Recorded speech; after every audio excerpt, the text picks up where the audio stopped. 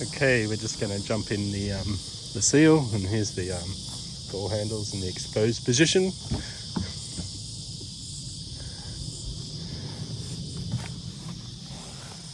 Alrighty, wow, that is a big entertainment screen there. Yeah. Have you found it better having the big one? I like it. You notice the difference hopping in the Atto 3. I never thought that it seemed that small in the Atto 3, but it feels small compared to this. Yeah. And maybe it's a shame that that's not an option for the Atto 3 to have a big one. I know you can do aftermarket, but in overseas markets, some of them came with the bigger screen. Yeah, well, there's a new model coming out this year apparently, and they're going to have the Continental tires. Yeah, and that would be good. I don't know what else they're going to have, so maybe we'll get it, maybe we won't.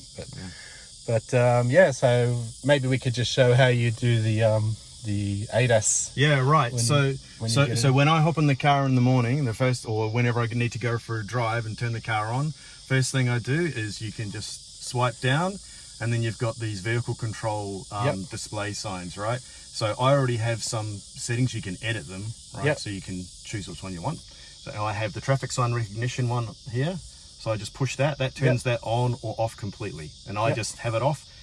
I'm mostly commuting, so I know the street, so I don't need to know that. Sure. Then the other one you have, which is maybe a little bit strange, it's this little coffee cup, right? This is the driver attention warning. You push that. That brings you into the driving assist mode. And so then pretty much what I do is I just go to the lane support system, and these two are normally on, so I just go off and off. Yep. And then that's it.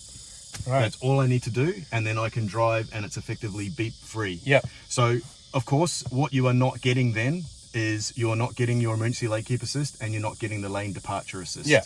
Right. Yeah. Well, I find I don't need that every day. No. Right. And those are the only things you really need to do to have unobtrusive drive. Mm-hmm. If you want to continue to have the traffic sign recognition where you see the number on your screen and displayed, then when this is on, this one here is on, and that's the one that beeps. So you can keep this on and you can turn that off. Right. So no more beeping when you go over the speed limit slightly, but you'll still get the display. As you can see here, it says 50 now. Right. Yeah, right. So compared to the Atto 3, do you change any of the settings in there? So I must have already turned some of them off because I remember them. Yep. Right. And so I don't do that.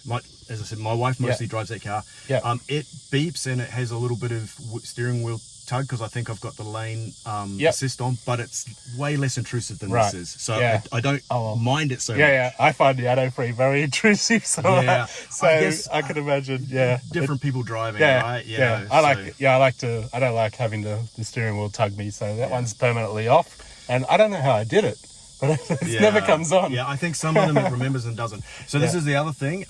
In active safety, I've set my predictive collision warning to late. Oh, right. And also, I've turned off the front cross traffic alert. All right.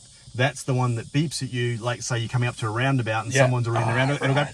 It's annoying. This is prone to that. I turn that off as well. Right. But I leave on the traffic braking just because it will stop me from having an accident. Yeah. And obviously, automatic emergency braking, that's still on. That's a much front one. It saved me, I reckon, 3 times already. Yeah, absolutely. Yeah. So look, ADAS is there for a good reason. Yeah. But if it's annoying you and it's potentially, distracting you from driving properly, I think there's a problem, right? So yeah, I would like BYD to be able to have these options remembered.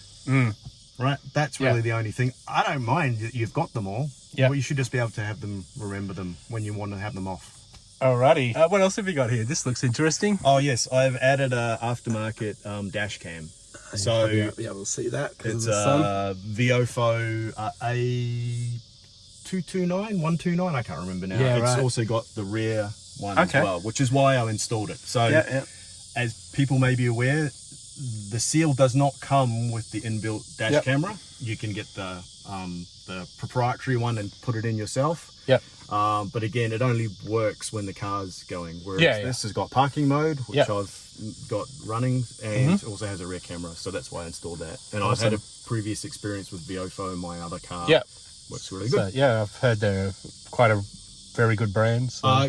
Bang for buck. You know, car. Yeah. Bang for buck. Yeah. Yeah, probably. I think anybody. Yeah. I think anybody who buys BYD, they're really interested in bang for buck. So we're all on your side, mate.